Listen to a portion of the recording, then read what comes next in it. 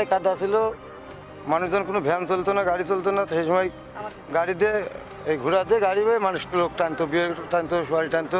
এখন রোডঘাট হয়ে গেছে, ভ্যান চলে, গাড়ি চলে, কোনো সমস্যা হয় না, কোনো সমস্যা হয় না। তাই ঘোড়া দিয়ে এখন এই কী করবো, ঘোড়ার তো আর কোনো কাজ নেই, ঘোড়া খাওয়া লাগে, নিজেদেরও খাওয়া লাগে, ঘোড়ারও খাওয়া লাগে। ঘোড়া দিয়ে মাঠে চাষ করতে এসে থেকে ঘোড়া দিয়ে চাষ হয়, তাই ঘোড়া দিয়ে চাষ করে কাজ করি।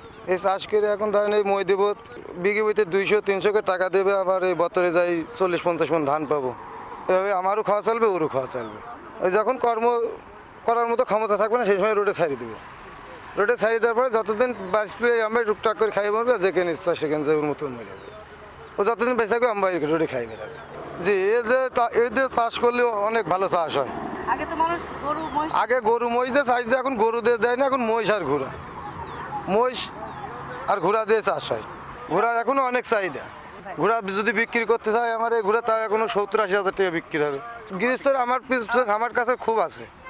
আমার গাতিতে ও লাস্টে এমন ভাবো ও কাজ করে সমুরি পাবে না, এত কাজের চাহিদা আছে। এর কারণ তো আছে, এর দিকে কাজ করে শান্তি বেশি। এমন সময় আছে যে লোকজন আমি একলা একলা এসে সাদা ধান টান সাদা নিয়ে চলে গেলাম। মসির গাড়িতে ওইটা হয় না, মসির গাড়িতে 2জনের লোক লাগবেই, আর ঘোড়া গাড়িতে একলা পারা যায় সময়তে। আমরা এই ঘোড়া দিয়ে আগে গরু চাষ করতাম, গরু এখন তাজা করে আমরা সার বিক্রি করে দিই, বিক্রি করে দেওয়ার পরে গরু আর চাষ করিনি। এই টিলার আসার পরে ঘোড়া কিছুদিন মাঠে নামার দেখলাম ঘোড়া বাসায় দেওয়া যায় কি না, তো দেখা গেল হ্যাঁ বাসায় দেওয়া যায়। তাহলে অল্প টাকা জিনিসই আমার পুঁজিতে খাটা নিয়ে যাচ্ছে।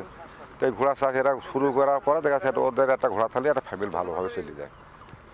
এই তো চাষ করতে পারে, কাজে না, লাগে। খালি মইটা দিতে পারে, ধান টানতে পারে, আর 400 টিলারে করছে না। গরু একটা 1.5 লাখ 2 লাখ দাম, আর তো একটা 50,000 টাকা দাম, 50,000 টাকা দাম। তার গরু দুটিও লাগে, তাহলে 1 লাখ 2 লাখ পুঁজির দরকার, আর একটা ঘোড়া 50,000 টাকা কাম হয়ে যাচ্ছে। তো আমার সহল এসে গেলাম, এই জন্য আমরা ঘোড়া চাষটা শুরু করেছি। ঘোড়া চাষ খুব ভালো, তো ঘোড়া চাষ খুব সুবিধা হচ্ছে আমাদের, বুঝলেন। ঘোড়া চাষ খুব সুবিধা হচ্ছে, অল্প খরচে সে ঘোরালাম, ফ্যামিলি বেঁচে যাচ্ছে, আমরা ধরো ফট করে বাসা দিয়ে চলে যাচ্ছি।